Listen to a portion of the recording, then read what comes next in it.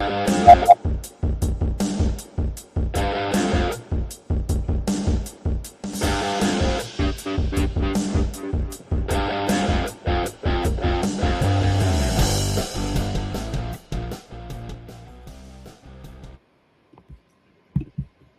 morning, hockey fans. This is Stephen Heisler with HeisHockey.com, the Victorious Hockey Company, and the ever-changing Junior Hockey Discussion Group on Facebook. You are watching the Junior Hockey Morning Show. We are on the World Sports Broadcasting Network, WSBN.TV, Facebook, Twitter, YouTube. This morning, maybe you're on your phone, at your laptop, at your desktop, in your car, wherever you are. Hope that you are enjoying this fine, chilly morning of hockey. Today is Wednesday, January 17th, 2024. And we're going to bring, Tuesdays, we do Tuesday and Wednesday. One might be the vault. One might be I was king, if I were king. Today we're going to do a vault. We talked about this subject before, but it's that time of the year, the art of the trade. What does that really mean? First of all, I want to thank all my folks and friends in Canada, Western Canada, the Midwest, who have been so kind to share this nice winter weather with the good folks in Florida. We don't have ice on our roads this morning, but it is 30 degrees overnight in Orlando. Very nice. Feels like, a nice April day in Anchorage. Kind of nice. A little familiar. Can't go swimming or anything. Can't skate outside. It's too hot to do that. So, it's 30 degrees. Nice springtime weather in the middle of January. Beautiful. So, the art of the trade. The reasoning for a trade can vary. Players are unhappy with the playing time is the biggest cause. Can't get along with some yahoo in the locker room. Maybe it's too many donkeys smoking the vape pipe. Whatever it is, kid wants a different experience, a different environment. Once a situation gets to a boiling point where a player just wants out, usually he talks to the advisor and we begin the process. We communicate with the team. We don't beat around the bush because that can be catastrophic. And we just work with the team and say, listen, this is not really working out. We're not getting enough playing time. He needs to develop. We want to probably go somewhere else. So let's try to get you an asset for this player. This is why I prefer to deal with teams and coaches that we already have a very well-established relationship with, where a trade's not going to damage that relationship. And that happens. Sometimes kids just don't work out. They're coming out of AA or AAA, and we think they're going to be a good fit, but the chemistry in the locker room changes from week to week. Kids' behaviors change from week to week as they get more comfortable with the situation that they are in to do different things. Some things are positive. A lot of it is negative. When you're dealing with a team that we're not familiar with, and kids do this, they actually make their own choices, right? We don't make choices for them. We present options. They make the choices. If they make a choice that's outside of our option block, so be it. We got to act accordingly. But when we're dealing with a team we're not familiar with, sometimes that situation can get a little hairy. Let's face it, it's a divorce. It's never a pleasant situation when you're dealing with the hockey players, especially when there's emotion involved. Sometimes you have to get vicious. I don't mean to, but it's better for the team to be mad at me than mad at the kid. If the kid is unhappy, family's unhappy, that happens quite a bit, and I end up taking the bullet, that's okay. I take a lot of bullets. Probably looks like Swiss cheese by this point, but that's okay. Generally, a player's trade request begins with the advisor calling the coach. I'm pretty straightforward. Just the way we do it. If the client wants to be traded, I'm going to tell the team he wants to be traded. I'm not going to dance around the subject, not going to beat around the bush. We're going to get to it, get a trade done. And it kind of depends on the level of the player. If the player is not doing well and that's causing the issue, then it's usually a pretty easy trade to make. He goes to a team at a lower level or a team that's not doing as well.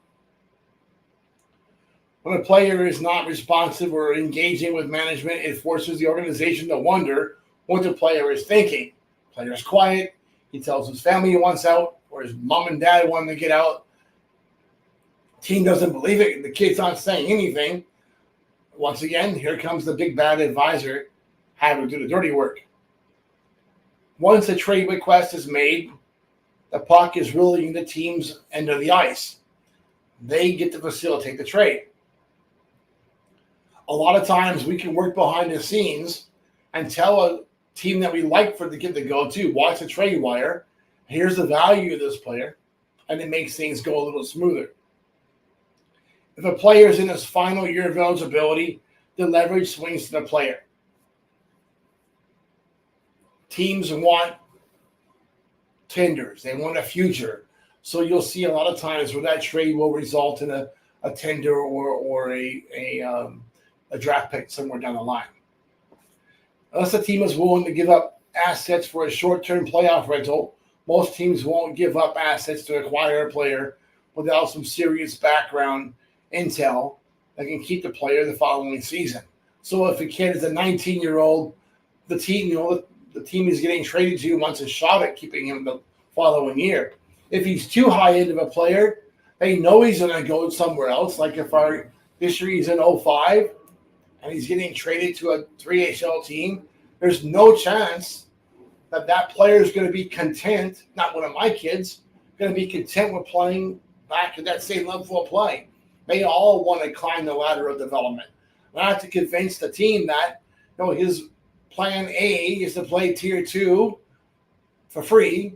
Play tier 2, that's plan B, and you're going to be plan C. He doesn't make it to the first two options. You have his rights at this level or in this league, and usually that's enough.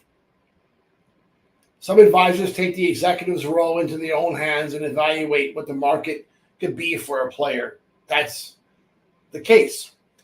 Every player has different value. Every player does a different job, has a different personality, brings different things to the locker room and to a team. So we have to find where that player is going to have the most value, and we try to make that fit. And, the current team isn't going to go dig around the country for those opportunities and to identify those fits. That's what you have an advisor for. Most parents and most players can't figure that out. They don't know the whole dynamics. And let's face it, not every advisor has that well of a perspective to make those kind of decisions and calls. Sometimes we have to backdoor and block a trade. You know what? I'm not interested in having kids go to Helena right now. Not a good atmosphere. Don't go. Doesn't make any sense. Not interested in having kids go to Sheridan for a lot of good reasons, or El Paso for a lot of good reasons. There's places we just don't send our kids. Mid-cities, Austin. Those are two more. So something we watch for. We try to find opportunities that make sense. Yes, there's teams in the USPHL that fall into that category. A lot of them. Just the way it is.